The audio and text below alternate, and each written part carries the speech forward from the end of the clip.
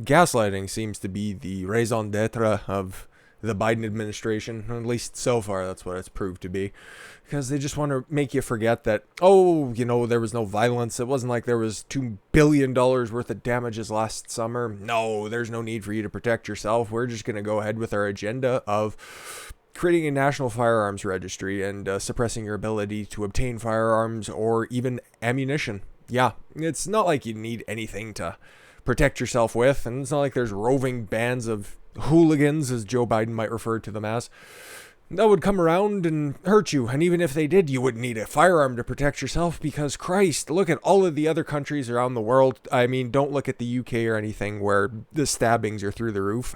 I want you to look at the success of the great leader Jacinda Ardern down there in New Zealand. I mean, she took away all the guns after the Christchurch shooting. And violent crime just went through the floor last year because we got the actual PowerPoint presentation with the slide for 2020. And that's just not the case. That's not the case. Assault victimizations actually went up by 14%.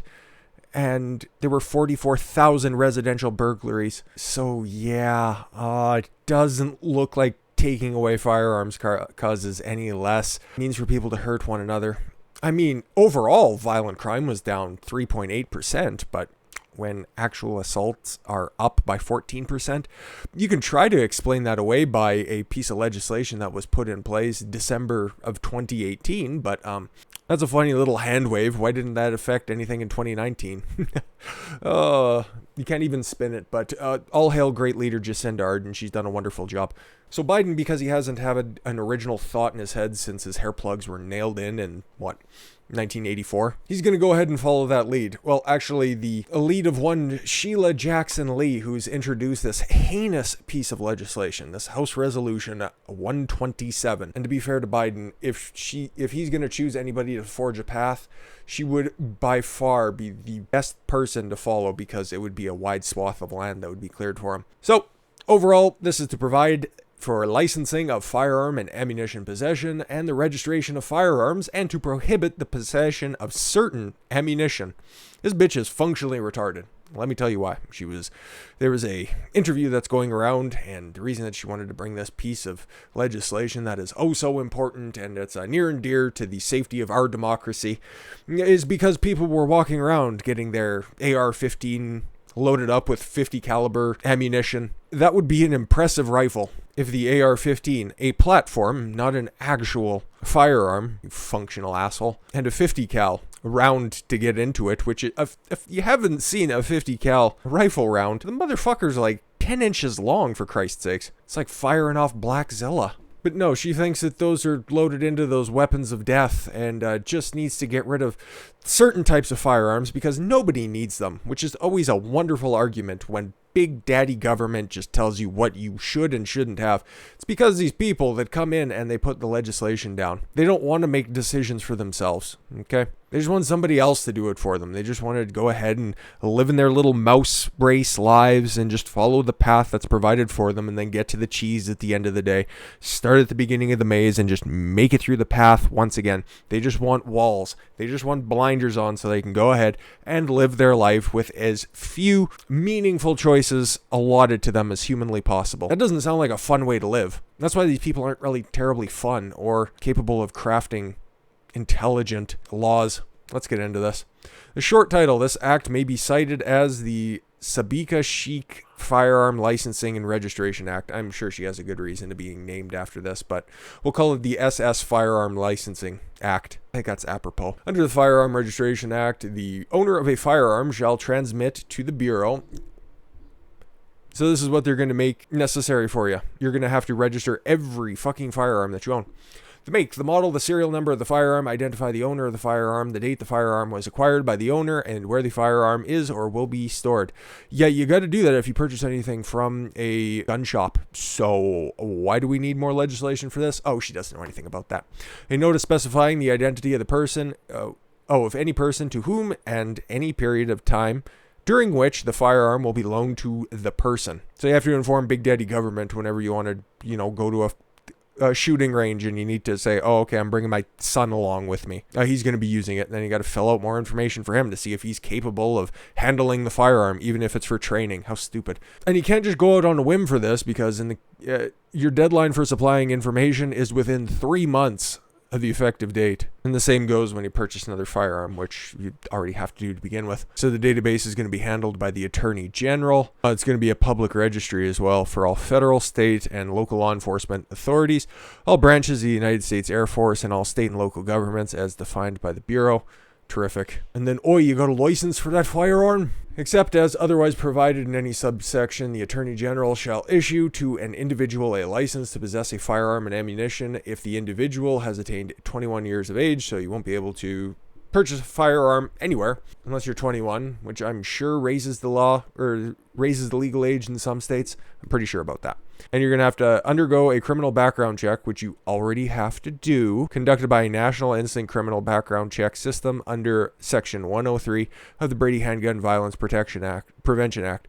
So they're already citing an act that's already in place. Therefore, there's already, verifiable proof that a criminal background check has to take place. And the check does not indicate that a possession of any firearm by the individual would violate subsection G or N of section 922 or state law, obviously. Oh, cool. Now they get to use wrongthink as a reason why you can't purchase a firearm. Undergo a psychological evaluation. You're going to have to do this whenever you purchase a new firearm, by the way. Conducted in accordance with paragraph 2, and the evaluation does not indicate that the individual is psychologically unsuited to possess a firearm. Like how vaguely worded that is. Under psychological evaluation conducted in accordance with paragraph 2. Okay, so that is... The evaluation is conducted in compliance with such standards as shall be established by the Attorney General. Using wrongthink against people. Yay! The evaluation is conducted by a licensed psychologist approved by the Attorney General. Because we haven't seen the likes of academia be weaponized against a certain group of people now, have we? No, that's definitely not the case. As deemed necessary by the licensed psychologist involved, the evaluation included a psychological evaluation of other members of the household in which an individual resides. So you're going to have to invite over your friends and family or any of your roommates. So you know that crazy guy that lives in your basement who just wants to play computer games all the time and really wants you to come in and join his World of Warcraft server because we're all the way back in 2015? Christ, I might even be late on that. I don't know. What do nerds do nowadays? Fortnite? Or it's probably still WoW, who knows. Yeah, if he's just a coomer in isolation, then you're not getting a firearm. Part of the psychological evaluation, the licensed psychological interviewed any spouse or individual, any former spouse. Oh, goody, because you know how accommodating for ex-wives and ex-husbands would be. You know, this works two ways, right? Okay, your ex-wife, guys out there, ex-wives, what would they help you out with other than absolutely nothing or potentially getting backed over in your own driveway? And then ex-husbands, they may not even bother taking his opinion on this, but at the same time, if he wants to come back for vengeance, let's just throw that out there because that does happen. And he's just sitting there rapping his knuckles while he's on the phone. Yeah, if there's any way that they can fuck you over, why would you take any advice from any former spouse? Oh, but Don, I get along great with my ex. You are 1 in a million of the individual and at least 2 other persons who are a member of the family of or an associate of the individual to further determine the state of mental health, emotion. What is the point of having a licensed psychologist then if you're just going to evaluate everybody in this person's life to see if they are also deeming said individual fit to own a firearm? Remember that line in the Constitution? It's the second one there. It's fairly important. Shall not be infringed upon. This looks like a fairly substantial infringement, but what do I know? I'm just Canadian. It's not like you need to jump through even more hoops than this in order to just get a fucking 22. All right, let's see how you can lose this license. A license issued under the subsection is to an individual who is under indictment for a crime punishable by imprisonment for a term exceeding 1 year is hereby suspended. So it used to just be felons would have their firearms removed in perpetuity. Or if you're under investigation, you'd have them removed as well. Formal investigation, that is. But now you'd have your firearms license revoked, even for a white-collar crime. I don't get that. That's stupid. Authorized for lack of firearm insurance. Oh, yes, that's another fun thing about this. Yes, we'll get down into the punishments if you lack firearm insurance, because it's not bad enough that you'd have to get a license, which you have to renew as well. You also have to get insurance from the government. Yeah, that's not sketchy at all. Tell us again the wonders of Obamacare. The Attorney General may suspend a license issued under this subsection if an individual has violated Section 922 nice, in most recent 12-month period. The revocation of the license, a license issued under the subsection to an individual who is or becomes prohibited by federal or state law from possessing a firearm is hereby revoked. Such an individual shall immediately return the license and surrender all firearms. Oh, not even buybacks anymore. You just have to surrender them. If your license gets revoked, if you somehow run afoul of the government, and ammunition owned or possessed by the individual to the Attorney General. And that's all right. You'll only have to renew every license every year up until the first 5 years, and then every 3 years after that. Ugh, just another one of those scams. Just wait until we're talking about a carbon tax. That'll be fun. So what are they looking to register here? Well, it's military-style weapons, obviously. So here, I'll read the in general line for firearms insurance. Here's the kicker. The Attorney General shall issue to a person who has applied for a firearms license pursuant to subsection C and has paid the Attorney General the fee specified in paragraph 2, so to get your firearms license, of the subsection, a policy that insures the person against liability for losses or damages, unless the Attorney General wants to go ahead and revoke all of your ammos and firearms, forgive me, and damages resulting from the use of any firearms by a person during the 1 year period that begins with the date the policy is issued. So if you do anything for any reason during the first year of firearms ownership, not requiring to lose your firearm ownership rights, you just have to use this insurance to make sure that you're covered. How wonderful. Like a good neighbor. Oh yeah, and by the way, every time that you need to renew your firearms insurance, it's $800. Oh boy. And you need to insure each firearm, okay? A military styled weapon as defined by people who have no idea what a military style weapon is.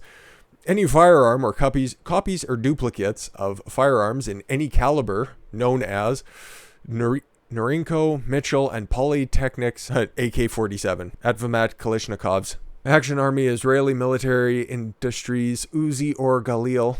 Not allowed to own fully automatic Uzi anyways. A Beretta AR-70, Colt AR-15, Fabrique National, FAL, LAR, or FNC. You get it. It's just, oh, wait a minute. Revolving cylinder shotguns, such as are similar to the Street Sweeper or Striker 12. What the fuck?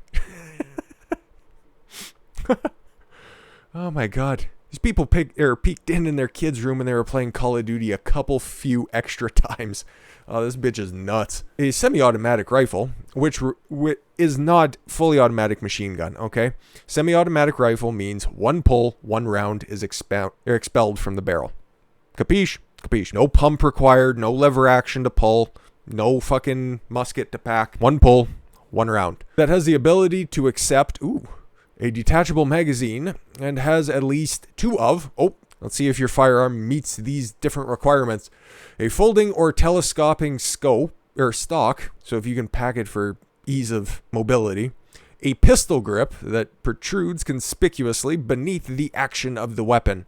So yeah, just gonna go back to the horizontal shoulder stocks. A bayonet mount. I guess that's to just cover old Civil War relics, but I guess. I know they still exist, but come on now. Whenever I see bayonet, I never think of anybody who isn't wearing a red coat. A flash suppressor, yes, if you have a silencer, which are very difficult to get anyways, or a threaded barrel designed to accommodate a flash suppressor, and a grenade launcher. Oh my god. Oh, this bitch is scared of everything. That's what happens when you watch Scarface too much. Semi-automatic pistol that has the ability to accept a detachable magazine and has at least two of the ammunition magazine that attaches to the pistol outside the pistol grip. So no extended mags, no barrel mags. A threaded barrel capable of, yes, a flash suppressor. Forward hand grip, okay, yeah, so you can't have a double-armed or double-handed grip, whatever. A shroud that is attached to or partially or completely encircles the barrel that permits the shooter to hold the firearm with a non-trigger hand without being burned. So no little shields that pop up. Manufactured weight, this is so stupid, of 50 ounces or more when the pistol is unloaded. So they're just putting arbitrary weight restrictions on things. And a semi-automatic version of a automatic firearm, which could literally be anything, okay? There are automatic versions of several firearms, but you're not allowed to purchase them anyways. But if it can come out in a semi-automatic version, therefore it marks one box. So if you have any sort of rail on it that can have a flash suppressor, it can have an additional grip. At least you can put a bayonet on your Glock. How fucking dumb. A semi-automatic shotgun. Again, remember when Biden said, just buy a shotgun, just buy a shotgun. He was thinking lever action because he was born in a log cabin in the 1850s. A folding or telescoping stock, a pistol grip, a fixed magazine that exceeds 5 rounds, an ability to accept a detachable magazine. That literally just gets you back to the old fucking pheasant hunting 12 gauge. Oh, Liz Cheney just must be getting wet in her seat thinking about what her old man can still do. Now, I just want to skip down to the penalties here. I'll link to this, of course, in the description as well for you guys to read through and see what's on the horizon here. Because this is coming up in the House rather shortly. I'm not too sure of the official date. We can check here in a minute. But here are the penalties. Whoever knowingly violates Section 922AA will be fined not less than $75,000 or more than $150,000 and imprisoned not less, so minimum mandatories, how wonderful. No less than 15 years and not more than 25 years. So if you are in violation of not registering a firearm, if you don't hold the insurance, if you don't update your registrations, you're liable to be subject to a $5,000 fine all the way up to $150,000. And from potentially 5 years in jail all the way up to 25 years in jail, just because you don't quite have your papers in order. Tell me how that's different than people being locked in jail for nonviolent drug offenses.